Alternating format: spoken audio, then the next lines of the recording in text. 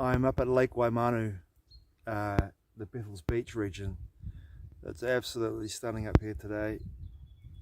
I just came up here for a walk. Just arrived at the jetty. I thought I'd make a video about a topic that it's come around for me, which is decoding infinity from one's heart. Moving our point of our perception from our mind. I wouldn't even go mind. I would say that my point of perception sometimes is in my head. Other times it's in other parts of my body, depending on what's going on in my body. My point of awareness will move through my body if I'm having trauma or inflammation or pain. My body will draw my awareness into that part of the body. But as a practice, I do metta meditation in the morning. I do like 20 minutes of deep visualization and feeling into what I want to create in my life. First thing in the morning, and then I do 20 minutes of metta meditation afterwards. And what I do with my metta meditation is I practice my heart, looking at my heart in regards to the visualization process of my heart being a vortex, a portal to the multiverse, and then my awareness moving through the levels of existence, through the flow of fourth dimension, through the fourth dimension into the fifth dimension and beyond, into infinity, and then decoding that information as it comes down into my heart vortex, decoding, drawing the awareness of that experience of knowing that I'm tuning into that frequency as you would like a radio tunes into a radio station. I'm tuning into that frequency of infinity and beyond, and I'm bringing that energy into my heart vortex. And by doing that, I'm aligning with the energy outside of this level of the frequency band we call 3D. I'm aligning with that, and by doing that, what I'm experiencing is a sense of expansion and tuning into a force that's well beyond the 3D world, the thinking world. And by doing that, getting into feeling. So this came around for me while I was reading David Icke's book, The Trap, around the nature of consciousness and awareness being in a trap. That's the lake guard dog. The lake guard dog, a duck over there behind me. And in that book, he talks about the nature of awareness being in a trap, believing that the mind is in the body and the body's in the mind. And the trap being that we perceive that we are our body, and our mind is in our body, and our body's in our mind, and that's the trap. That's my interpretation anyway. It might not be the case in regards to reading the book, but it's my interpretation is that when we believe that the mind is actually in the body, rather than my Qigong teachers taught me that my mind is actually outside the body, which David Icke talks about as well. But they didn't go as far as David Icke said in regards to the mind being in the lower fourth dimension, and that we perceive through the mind the existence of the holographic form and then 3D, and that's where we draw our attention into the body from the mind. The mind is actually decoding 3D frequency band, and we are having this illusory perception of a body, which is a frequency band, which is holographic. But for me, I understand the nature of his work. When he talks about the nature of the heart vortex being the portal to other levels of existence, and most importantly to the levels of existence where our awareness actually is, which is in the 5D, in the fifth dimension. Our awareness is in the fifth dimension, and we're moving through the mind in the fourth dimension to perceive and exist in the perception of the existence in this frequency band. I look around me now and I'm decoding everything that I see around me in regards to his work, the nature of I'm decoding all this frequency band. I'm decoding this simulation, he says, and I'm seeing what I'm seeing: trees, plants, water, reeds, birds, sky, clouds, but it's all a decoding process. So what I'm doing with my intention when I say that I'm decoding infinity through my heart vortex is that what I'm looking to do, and often I find this is quite difficult to do as a practice when you're in an environment where you've got an over-simulation happening in regards to the electromagnetic fields and the creation of the Wi-Fi fields and the electro-smog, basically the simulation within the simulation, which is the technological matrix that's created in our society through Wi-Fi, electromagnetic fields, radio, EMF radiation, EMR radiation, this field within a field. If you are looking at this, at our level of existence here in 3D being a frequency band, there's fields within fields within fields generated by this technological matrix.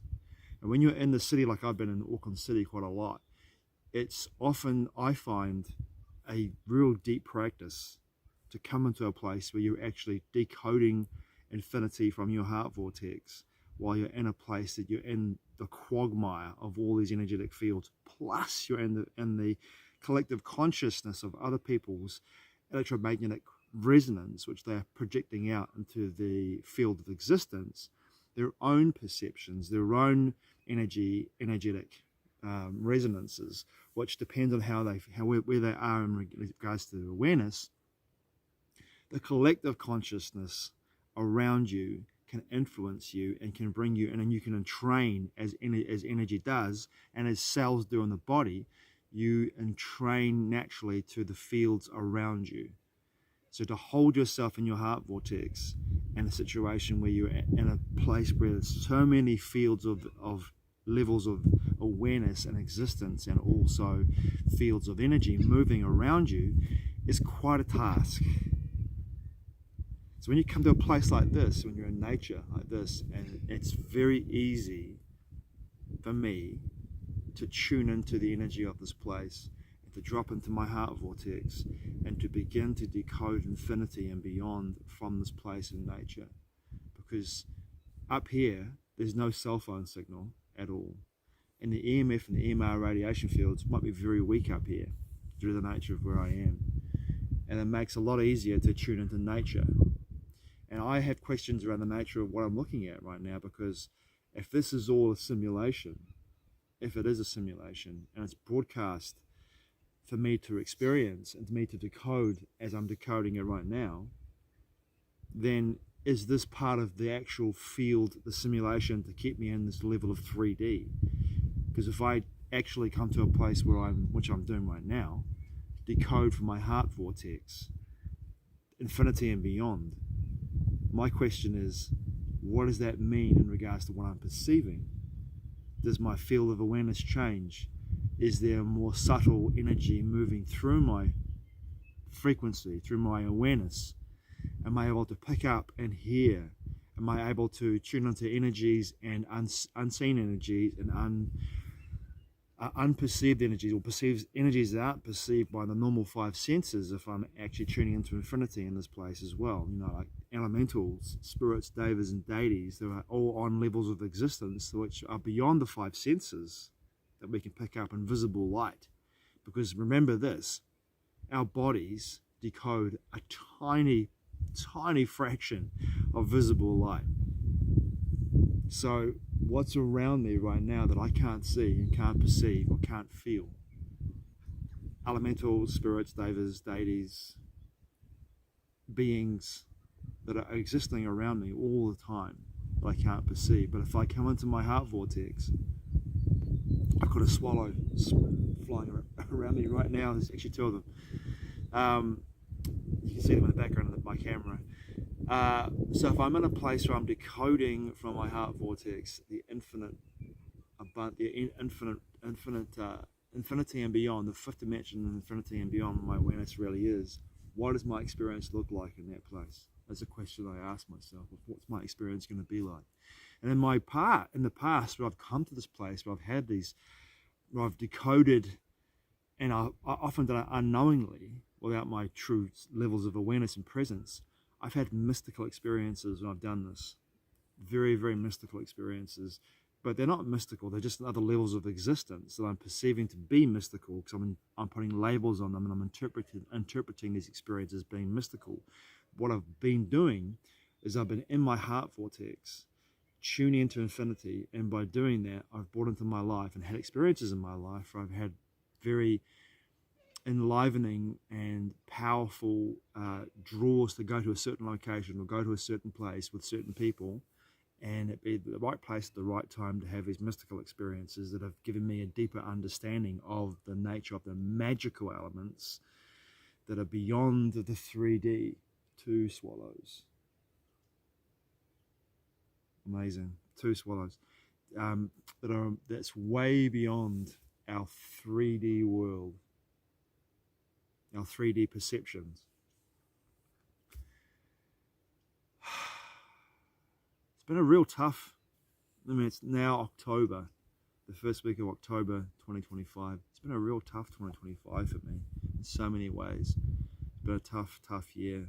So to come back into a place where tough on many levels, emotionally, physically, mentally, spiritually, to come back into a place where I feel like I can drop into this energy of my heart vortex often is quite difficult for me to do, because it's very painful to come into my heart vortex sometimes when I do this, go through this process. And I don't numb my pain, I feel it. I used to numb my pain. And even now when I take certain substances around that could, in my past, have numbed my pain, those have actually helped me to go deeper into my process of feeling my pain. And I use those particular medicines that I used to use for coping with my pain as a form of diving deeply into that pain and to see where it's coming from and to truly feel it, and to elevate my awareness into a place where I'm actually able to transmute and alchemize that pain. But I'm in a place now in my life in October where I know that this process of living in my heart vortex, going in my heart vortex, being here is not an easy one, and I know that, and through my own experience over the years of being in this process, in this journey, that when you do come to this place of true spiritual awakening, as Carl Jung says, it's not easy, it's not pleasant, and it's not fun. There are moments where there's huge elevation and incredible revelation and joy, but most of the experience, and for me, has been tough. Facing oneself is within the simulation, within the 3D world, understanding the nature of your actions, deeds, and thoughts, and where they've taken you, taking full accountability for all this. Sometimes it's a big jagged pill to swallow. And even the processes that you take as well, when you look to come into a place where you are looking to elevate your consciousness and get back into flow of existence, there's a level of trust that you have when you come to this place where you drop into your heart vortex and decode infinity, that you are moving into that energy. And by moving into that energy and actually experiencing it and knowing that you are and feeling it in your spirit, body, mind. Notice how I said that, spirit first, body, mind. Because that's where the energy and the awareness comes from, spirit, into the body, and then in my perception, mind, back into the loft. If this is the way I want to exist, this is the way I want to perceive and decode reality, decode this frequency band, from the spirit into the body, and then through the mind. That's how I want to be able to decode reality, because for me it would give me a much clearer, a much more defined experience of my portal, my heart portal, working in the sense that allows me to decode that energy. And I would want to really see, if I was doing this in full presence, how my experience of this 3D existence would shift and change, and how much I would be able to, the process of decoding reality from my heart vortex and decoding infinity and beyond, or fifth dimension and beyond, through my portal of my heart vortex, how much my life experience would change. And that is an update I will give you at some point moving forward. By the end of the summer, perhaps I'll be able to do a video and say how I've been doing this for almost 6 months, and this has been my experience, and I'll take full accountability for my own experience, because this is a tough journey. This is tough. Spirituality, and actually the real essence of it, in my experience, in becoming more aware, is tough. It's a tough road to walk, and it takes discipline, it takes courage, it takes humor, it takes humbleness, and I'm becoming more and more of those every day. Thanks for watching. I truly appreciate it. Mā te wa. I'll see you again soon.